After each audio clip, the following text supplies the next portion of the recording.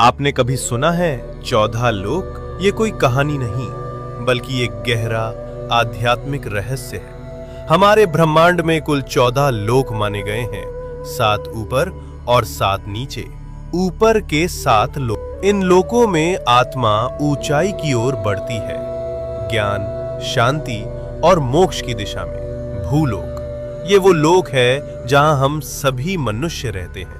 इसे मृत्युलोक भी कहा जाता है क्योंकि यहाँ जन्म और मृत्यु का चक्र चलता रहता है।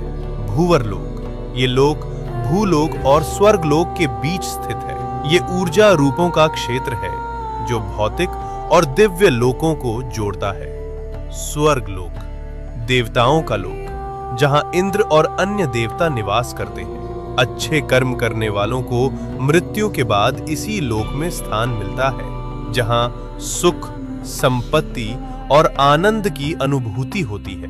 महरलोक, ये दिव्य ऋषियों, तपस्वियों और महान आत्माओं का निवास स्थान है, जहां वशिष्ठ और विश्वामित्र जैसे महान ऋषि तपस्या करते हैं। जनलोक, इस लोक में वे आत्माएं निवास करती हैं जिन्होंने ज्ञान और ध्यान में परम सिद्धि प्राप्त की होती है। यहाँ के वासी ब्रह्मा जी की लीलाओं में लीन रहते हैं। तपलोक, अत्यंत शक्तिशाली तपस्वियों का स्थान, जो शरीर से परे केवल चेतना में स्थित होते हैं। ब्रह्मलोक, यह अंतिम लक्ष्य है, जहां केवल सत्य है, मोक्ष है और ईश्वर का साक्षात्कार होता है। इन ऊर्ध्व लोकों में आत्मा का जाना मतलब है धीरे धीरे शुद्ध और जागरूक होना। अब बात करते हैं नीचे के 7 लोकों की। यहाँ भोग, मोह और भ्रम ज्यादा होता है। अतल लोक, राक्षसों और मायावी शक्तियों का घर। वितल लोक, जहाँ कामनाएं और भोग हावी रहते हैं। सुतल लोक, राजा बलि का लोक। वे दानवीर थे, लेकिन उनमें अहंकार भी था। रसातल लोक, जहाँ भ्रम, लालच और अज्ञान का घना अंधेरा है।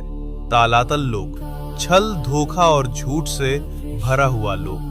महातल लोक, जहां अंधकार और अहंकार का बोलबाला है। पाताल लोक, सबसे नीचे का लोक, तामसिक ऊर्जा और इच्छाओं का केंद्र। लेकिन इन सब का मतलब सिर्फ बाहरी दुनिया नहीं है। ये 7 लोक हमारे भीतर की नकारात्मक सोच और कमजोरियों का प्रतीक हैं। तो जब हम सच्चाई, भक्ति और सेवा में लगते हैं, हम ऊपर के लोकों से जुड़ते हैं, और जब हम लालच, मोह और गुस्से में फंसते हैं, हम नीचे गिरते हैं। सोच बदलो, लोक बदल जाएगा।